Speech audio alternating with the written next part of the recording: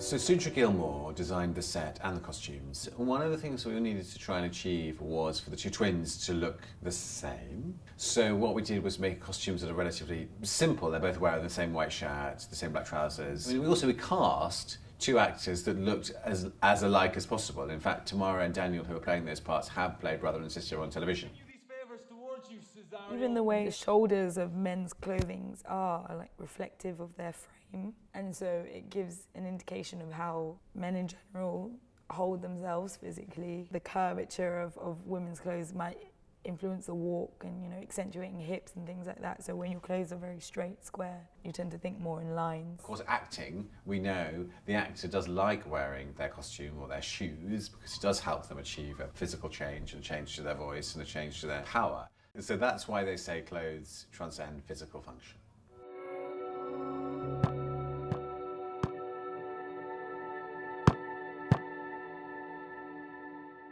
I think it's fair to say that although it wasn't as rigid as it was in Shakespeare's day by any means, still we do carry status in our clothes now. So to wear a tie is one decision, and Sadiq Khan, for example, wears a suit but never a tie because he's making a comment on status and costume. Then it was when we thought about gender, realising the opportunity for not a man wearing yellow stockings, which is how it's portrayed normally with Malvolia, but what would it be if Malvolia was a woman? What would be her feminine disguise or love outfit, which led Soutra to think about the Pierrot, and which led us to think about the bodice and about the kind of burlesque outfits that we've given Malvolia in the second half.